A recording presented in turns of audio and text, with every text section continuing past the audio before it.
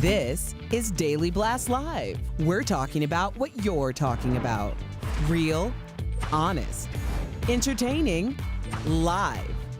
DBL starts right now. 3, 2.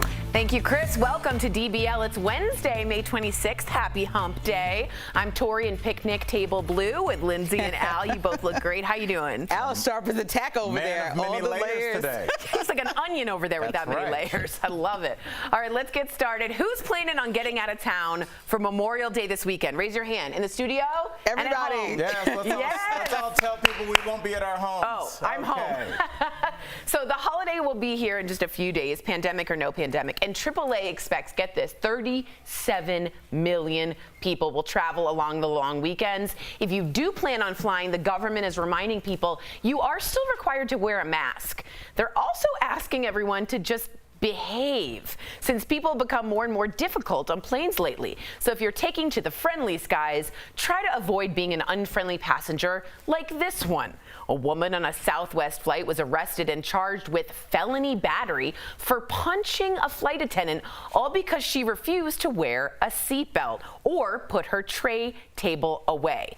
Just so you know, the flight attendant there was left with a bloody face and 2 missing teeth. Whew. Do you think we're going to be seeing much more of this? What's going on? Why are we animals in the air?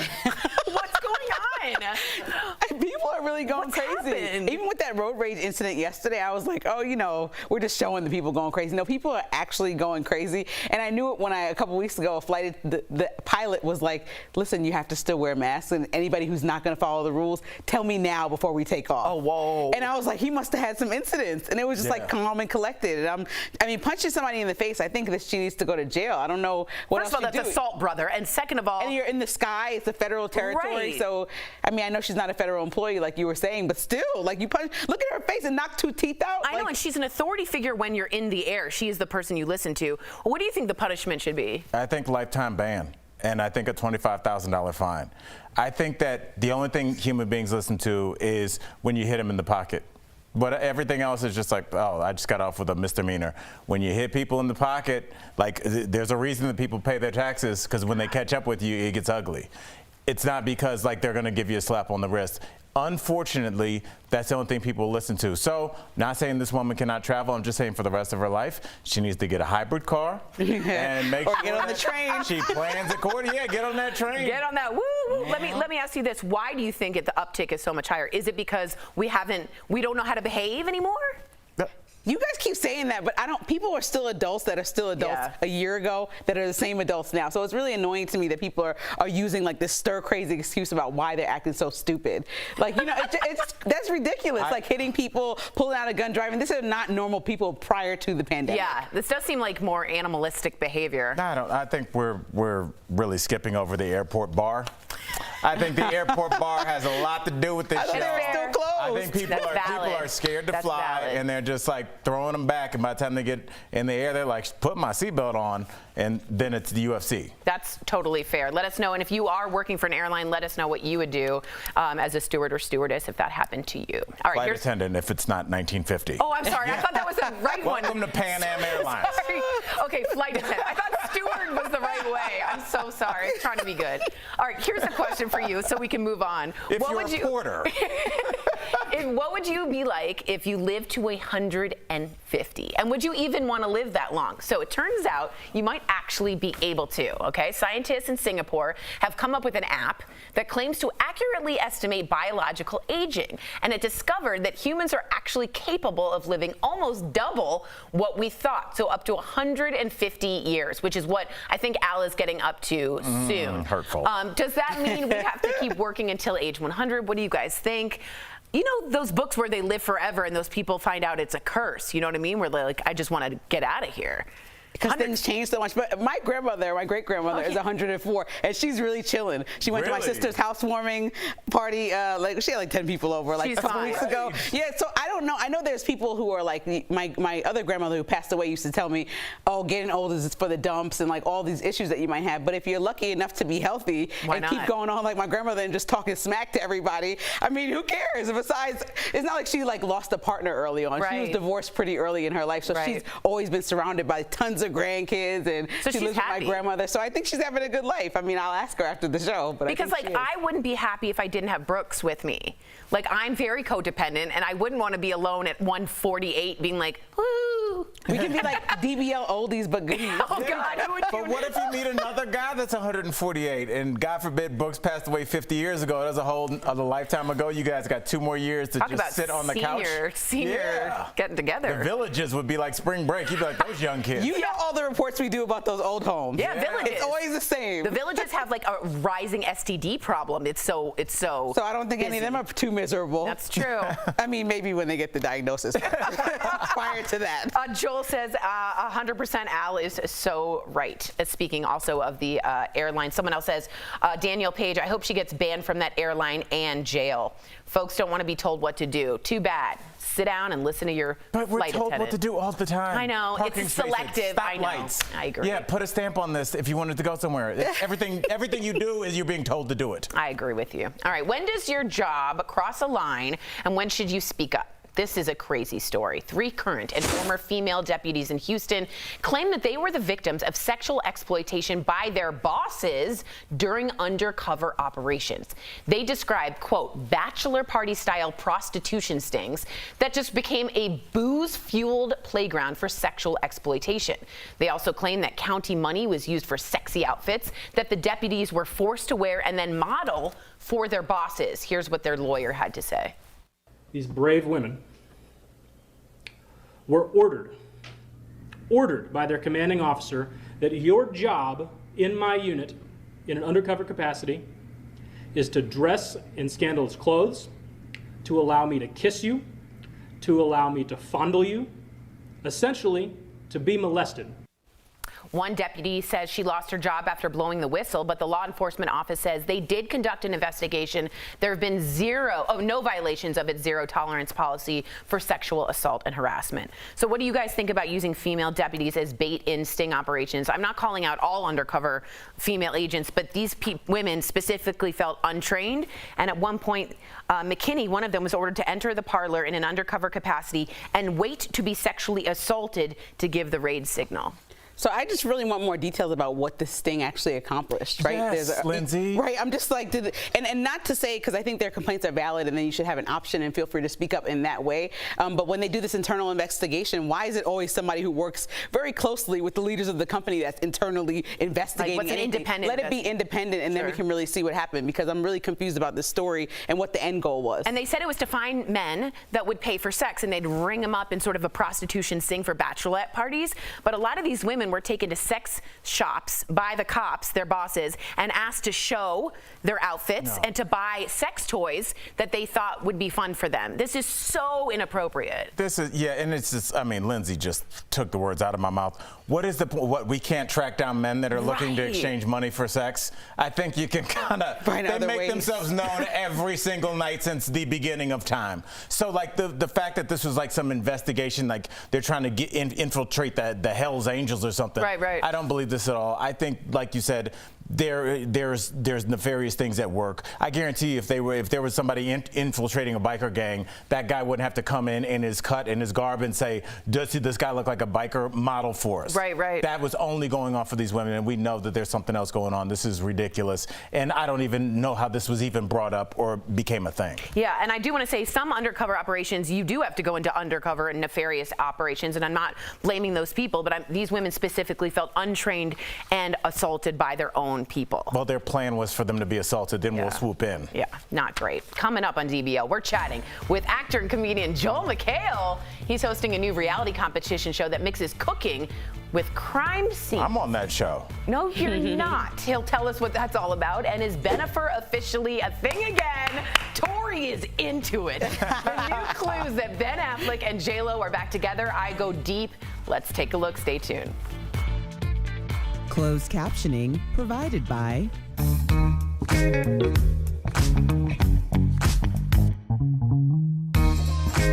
If you have been thinking of buying or selling a home recently, you know it's getting pretty crazy out there. Homeowners are reporting buyers offering tens of thousands over the asking price. People are plopping down cash for homes they haven't seen in person, and open houses are attracting crowds usually reserved for Black Friday. The rapidly rising prices are reminding some of the early 2000s. That all came crashing down in 2008 with a devastating effect on the economy. But experts say there are some big differences between now and then. 2008 was fueled by speculation, loosened loan practices, and an oversupply of homes. This market is driven by mortgage interest rates at historic lows, a low supply of homes, and increasing demand because of the pandemic. Plus, according to Bankrate, lending criteria strengthened after the 2008 crash remain strict. But that doesn't mean there isn't a problem. The experts say this doesn't look like a bubble, but they are concerned about sharply rising prices. When the market cools, you don't want to have spent more on a house than it's actually worth. But they expect prices to plateau, not plummet.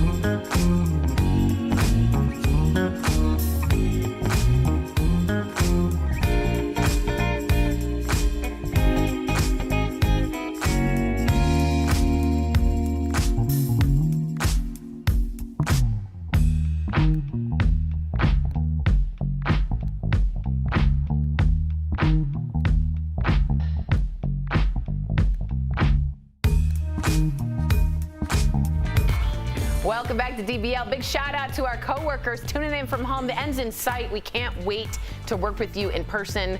I might actually get a laugh. Hi, Kelly. Hi, my love. All right. After weeks of speculation, it looks like, woo! Bennifer is officially back on. I'm happy about it. According to Us Weekly, Ben Affleck and Jennifer Lopez are full on dating. The two have been spotted hanging out in Miami and were reportedly seen kissing at a gym this week. Sexy.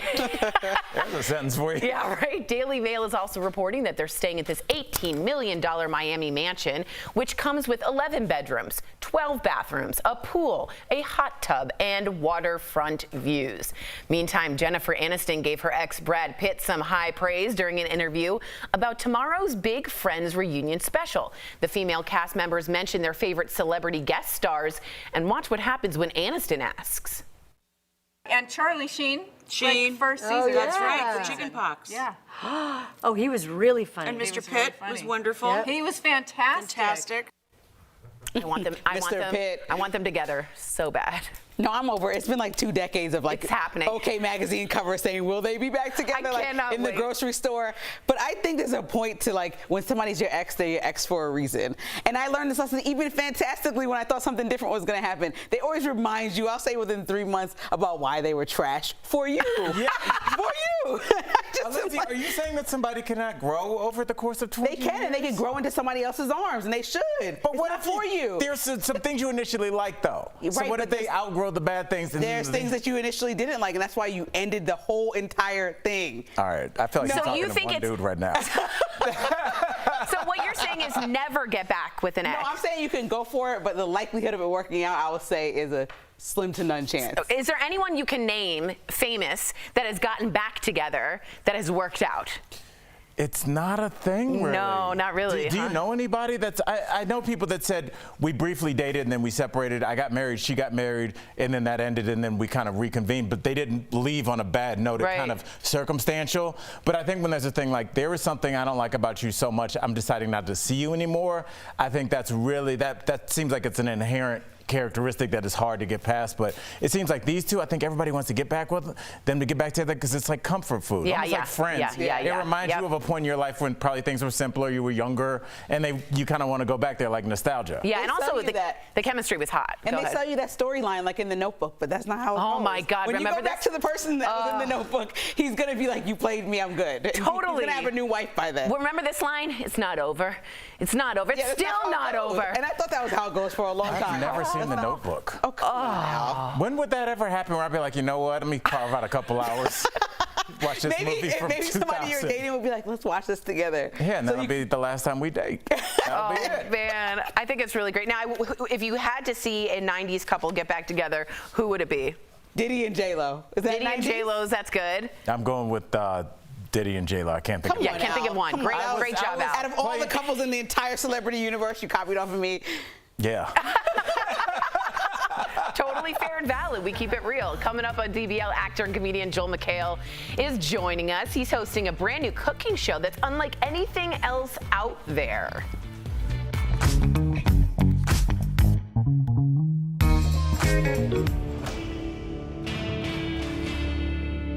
Verify exists to debunk misinformation and answer your questions. Verify viewer Monica asked us the following. How many people have contracted COVID-19 after being vaccinated, and what is the severity of illness? For this one, our researchers turned to the CDC, which has been studying what they call breakthrough infections. Between January 1st and April 30th, 10,262 COVID breakthrough infections were reported. That included more than 2,700 asymptomatic cases, about 6,400 symptomatic cases, 995 patients were hospitalized, and 160 patients, all 71 years or older, who died. When you look at the overall numbers, the data shows that the percentage of people getting COVID after being fully vaccinated is about 0.01%, a very small number. It's also important to note that the CDC says that the data might not be fully representative because it relies on voluntary reporting, and asymptomatic patients may not even know that they're sick. With your Verify, I'm Evan Kozlov.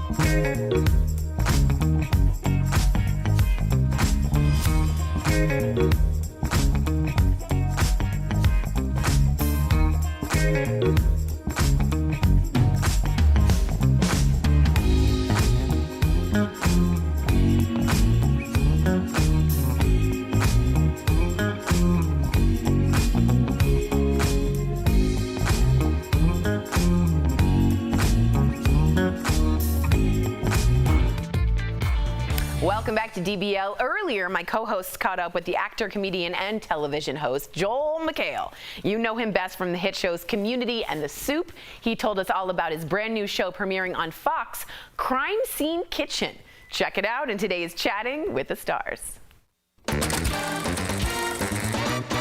Our special guest today is an actor, comedian, and a legendary television host. You know him best from the hit shows Community and The Soup, but today we're talking about hosting a brand new show premiering on Fox, Crime Scene Kitchen. Please welcome Joel Mchale. Yes. There he is. Yes. Joel. Thank you. Oh, yeah. Thank you, Daily Blast. Thank you. Feel it. Okay, so we appreciate you talking to us because we know you're in demand. In fact, aren't you on a break right now from filming Crime Scene Kitchen? Is that where you are? Well, I'm actually shooting To Tell the Truth, hosted by Anthony Anderson and his mom. Wow. So I will pretty much do anything if you ask me. I'll just say yes. If you've got some odd jobs around your house or anybody there, I'm happy to sweep up leaves or whatever. Okay, good, because, you know, our nanny has been sick for the past few days, so It'd be great to have Joel I would Mchale love around. to have you come over, Joel. I feel like that's I'll gonna bring a bunch of sugar. I'll bring a bunch of candy, Okay, never desserts. mind. Nope. You name it, they're gonna love it. Milkshakes, they're gonna love it. Good answer. Good answer. Joel, here's the elevator pitch. You are now a millennial nanny, okay? This is your sitcom. You lied on your resume saying that you know how to do this, you don't know how to do anything, so you use YouTube and you become the best nanny ever. That's our pitch. We're walking. Look, I can't do any better than what you just said. We're there. It's sold. We're going to a premium streamer. It's a premium streamer, and it sells itself. Different guest stars every week. Thank you. Done. We're millionaires. I love it. Before we get to your, Jeff, you chime in really quickly, I have to ask you about Crime Scene Kitchen and the name of it, because it sounds crazy. Like, break it down for us. Well, it's a bunch of bakers who commit horrible crimes. No, it's a baking. I know there's a lot of baking shows, but it's bakers meets kind of a mystery unboxing show where the Crime Scene Kitchen, teams of bakers, teams of two, go in there. They have 2 minutes to find evidence of something that was baked there. So if they have a little cocoa powder, maybe some fondant, maybe a used blender, something has happened. They get 2 minutes, then they go back, and they get like 3 hours to recreate the dessert they think it is. Oh. And then we judge them to see how close they get. And you would be surprised how close people get and surprised at how horribly off they were. Oh. And that's the part I'm tuning in for. I know. So, Joe, you've done so much cool stuff throughout your career. And me and my buddy Al always talk. I have 2 boys. He has kids. They're never impressed, no matter how much you're on TV. Are your kids, they're teenagers now, are they ever impressed with you on anything you did, even this Anthony Anderson thing? No, no, I don't think so. Like, they'll watch Community reruns and they'll be like, hey, we really like that episode, except for your acting. And That's amazing. That feels good. I think I'd be even... I think I would be weirded out if they were like, Dad, I'm so proud of you. I'd be like, That's hilarious. So, yeah. There they are. That's my wife, Sarah. Yeah, my son, there she is. That's on my birthday anniversary. Cool. There's my son. He looks like he's on a rock star. There's my other son. He's playing Bane in the Batman movie. Oh. There's my wife and my beautiful apron. No, my 13-year-old always goes like, hey, Dad, do you think you'll ever be on anything relevant again? Oh. And I'll be like, what the? Yeah. They're there to keep you grounded, Joel. That's why they're there. Now, before we let you go, we noticed you broke the internet. Yeah. We noticed you broke the internet by saying a Community movie was in the works. Oh. But we could use a little bit more detail than that. So come on, are we talking the full cast here? Give us the tea. Here we go. We've already shot 3 movies with Peter Jackson in New Zealand. We spent $1.1 billion, and we're finally going to get Donald Glover's career back. He's finally going to do something since Community. Yeah, it's been pretty sad. I honestly really cool. You were talking about like your kids not being impressed. I'm a comic. I'm good friends with Jim Jeffries, and I was riding up Sunset Boulevard one time, and Jim was on a billboard, and my son looked at the billboard, and Jim's son's name is Hank, and he goes, "Hey, Dad, that's that guy that's at Hank's house all the time." Like it was like this super famous comic, and it's just like, I don't care. It's just like, hey, that guy's that's the guy that buys the bounce house. They don't care at all. It's great. Exactly. Just as long as you got that bounce house, yes, right? The bounce house is everything. It's true. Bounce House is everything. You can watch Joel Mchale on Crime Scene Kitchen premiering tonight on Fox. We'll be right back. Promotional consideration is brought to you by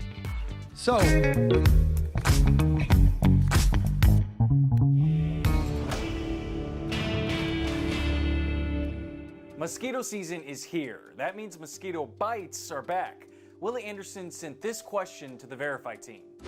If a mosquito bites a person that has COVID-19, will that mosquito be able to pass COVID-19 to a person that does not have COVID-19? With Verify, we want to make sure you know who our sources are first. We spoke with Dr. Mo Rezai. She is an internal medicine physician for Fort Worth Primary Care. We also talked to Dr. Michael Levy, an epidemiologist at the University of Pennsylvania's School of Medicine. COVID-19 is a respiratory virus, meaning it's passed through the air. A mosquito is an insect. It doesn't have lungs, but it breathes through its exoskeleton, so it can't spread a virus through the air. The mechanism of the COVID transmission, which is airborne or droplet, so it kind of doesn't go along with how it actually transmits and propagates. When a mosquito does pass a virus to a human, it comes from a bite or the insect's salivary glands. But COVID-19 can't replicate inside the mosquito. There'd be no way for the virus to get from a mosquito's gut if a mosquito did somehow pick it up back into another person. Not only that, but experts tell us since a mosquito can survive long enough on the blood from a single bite, it is very unlikely for it to immediately bite someone else. So we can verify. Mosquitoes cannot spread COVID-19 if they bite a person who is already infected.